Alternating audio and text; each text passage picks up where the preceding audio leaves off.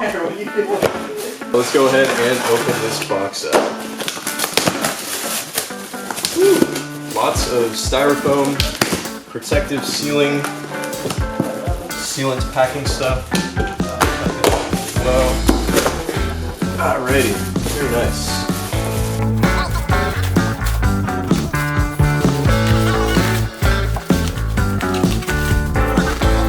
But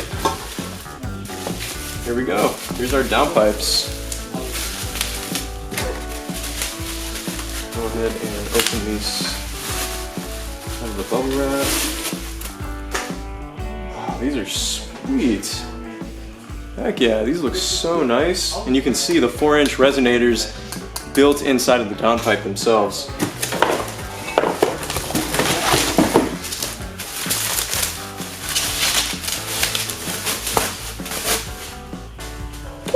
And here is our longer downpipe as well. This thing is huge compared to the other one, and fun fact, if you guys want to know why the S55 doesn't sound that good, it's because of unequal length downpipes, which by design you can't change. So that's why a lot of equal length exhausts are coming out to smoothen out that inline 6 rasp. But what's cool again is there's resonators inside of these, and I'll get some video clips of the inside so you can see how they kind of dissipate some of the raspy growl that these S55 engines have. But very, very nice, very high quality overall. Obviously you can see where the two O2 sensors go. There's a cap on each one of them. And let's get some more close-up shots. Oh, and we can't forget all of our associated hardware, gaskets, bolts included.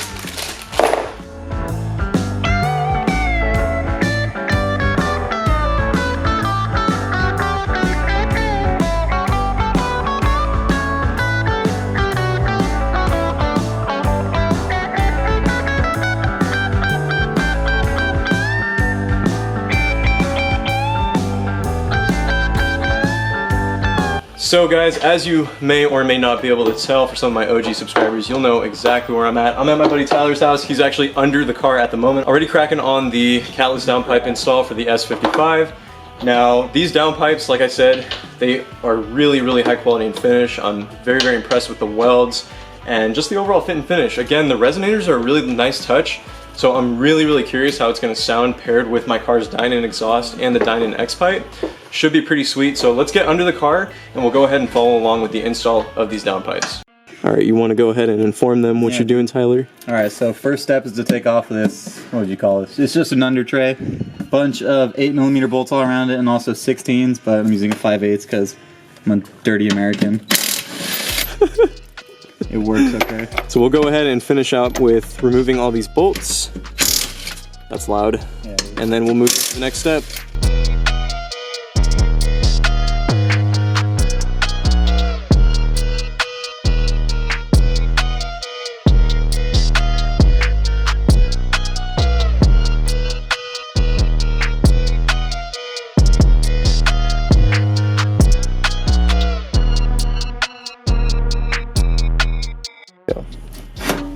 And there goes our skid plates. You can see there's quite a bit under there. Much nicer compared to the 235. There's way less bolts that you have to remove. Just makes accessing this area much nicer. And that skid plate is metal, not cheap plastic. I'm badge on this plastic, bro. Yes, sir. Okay, guys, so here we have the stock downpipes on this car, and you can see BMW uses this cool heat shield. It's almost like a foil-like material to obviously protect the heat.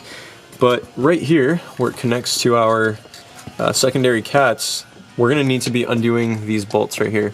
So we're gonna remove these. Do you happen to know the sizes on them, Tyler? Or I want to say they're 11s. Okay. If not, I mean, we'll update you guys with the size, and we're gonna get these off, and then we have to remove a couple other sections on the exhaust, which we will go ahead and update you with as well. It's an 11. It's an 11. Perfect. There is an exhaust brace that kind of sits over the X pipe on this car that leads to our secondary cats right here. And we need to be removing this brace as well. So there are 3 Torx screws on each side that we have to remove. And we're gonna go ahead and drop that brace down so we can get to the rest of the exhaust system so we can remove it. My apologies, they are not Torx screws, they are hex screws. So we're gonna be needing to remove those.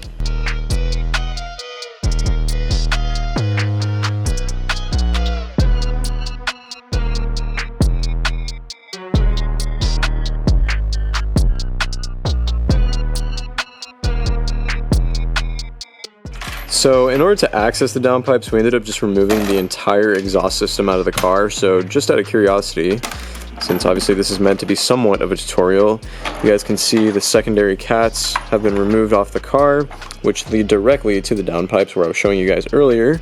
And then here is our Dynon X pipe, the mid pipe section of the exhaust right here that connects to our Dynon free flow exhaust. I do apologize guys, it is pretty dark outside, so I know the lighting is not the best right now, but now we have access to the downpipe underneath the car, so we'll go ahead and get those out. I only took those many bolts. That's how many bolts are to take off the exhaust on them for.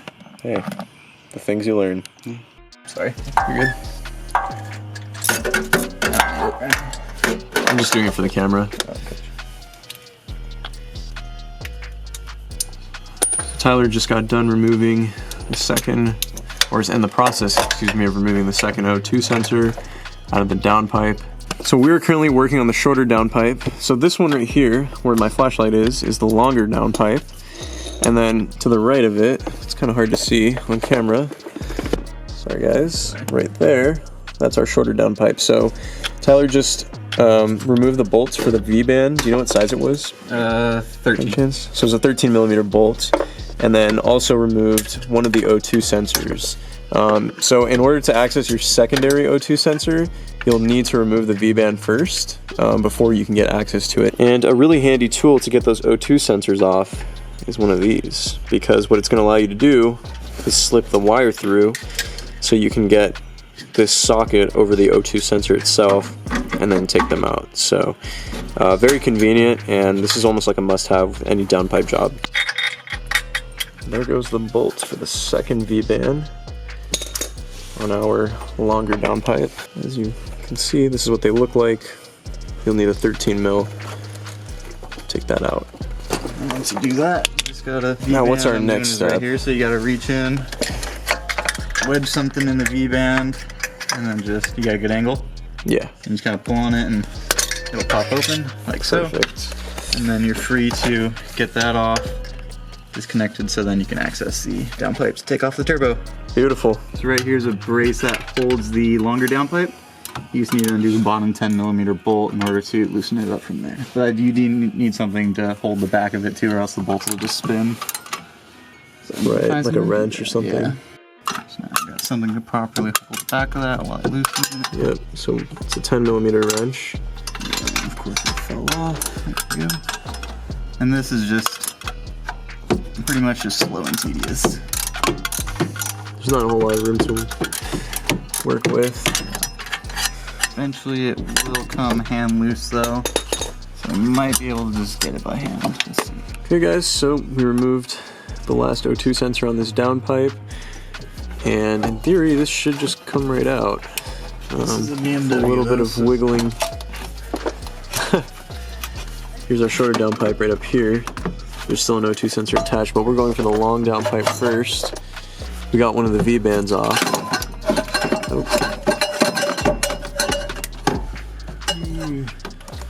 This is the struggle we face on a daily basis with these cars. There it goes. Dang, that's a fat girl right there. Is titanium? I don't know, it looks like it, the heat treatment. Here comes the final downpipe. Luckily O2 sensors are nice and sensitive once you break the initial like torqued downness. Yeah. Is that a word?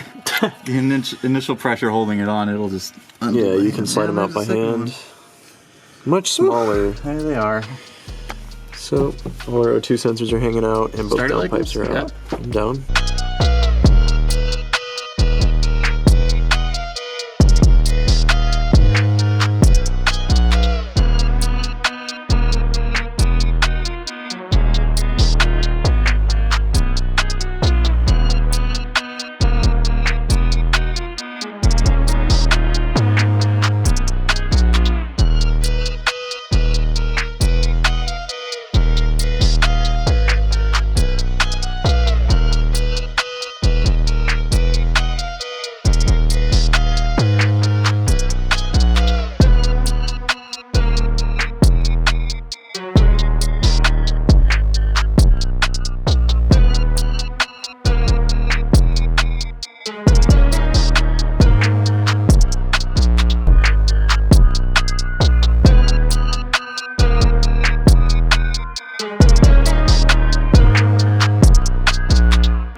Get it out. So the ARM Motorsports catless downpipe install has been completed. Huge shout out to my friend Tyler for this. Unfortunately, it wasn't a full DIY just because it's really hard to get the specific angles you need, and given the time of day that we installed this at, very late at night, just wasn't very easy, but there are plenty of other good DIYs, and I hope what footage you did see helped. We're gonna go ahead and start this bad boy up. I'm super excited because this car has the Dynan exhaust and the Dynan mid-pipe, like I stated earlier. So without further ado, let's go ahead and hear how this thing sounds.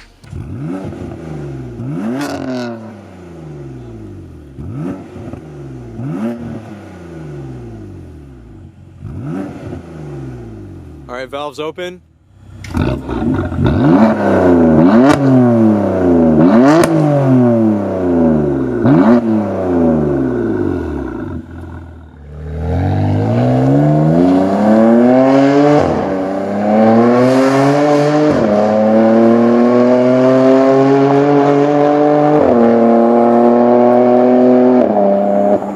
Cops won't give you crap with the valves closed. Super quiet. It's nice, not too raspy. We're about to hit this tunnel. Let's see how she sounds.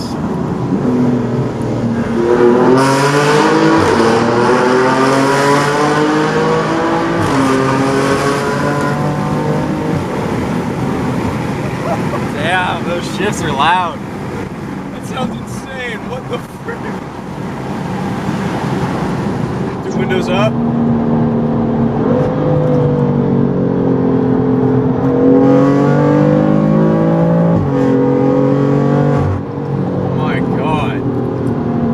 Inside, that sounds ridiculous. What do you think of the sound? It sounds pretty damn good. It's not too raspy though. I think it just sounds a lot raspier over video. No. It's one of those things like with the S55, you really need to hear it in person. Yeah, people just, everyone just hears it over camera and they trash talk because it sounds like a fucking blender. Right.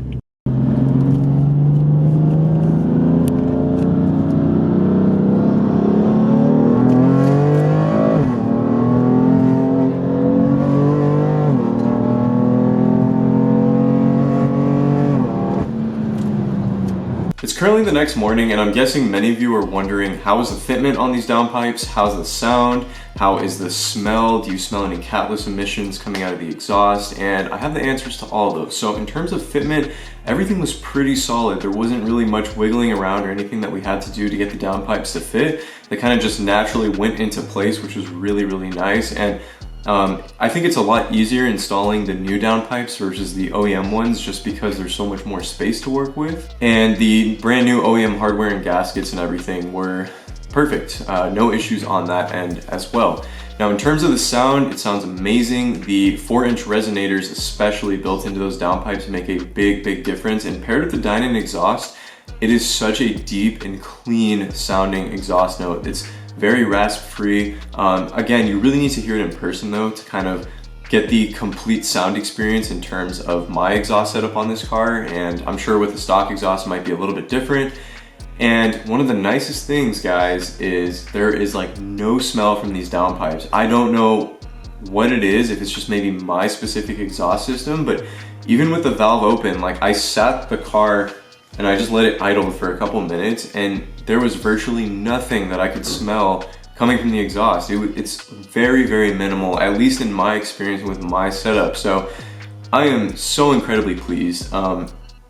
When the valves are closed, it's very quiet, very mundane, very stock-like, and then when you open the valves up, it's just another animal, especially when you get on it past like 4,000 RPMs. This car screams. It's an absolute beast. So if you guys could smash the like button if you haven't done so already, subscribe to the channel as well. If you are new here, I have plenty of awesome videos on this car as well as just other European sports cars that I like to feature on Simply Car Things. And with all that being said, I'll catch you all in the next one. Take it easy.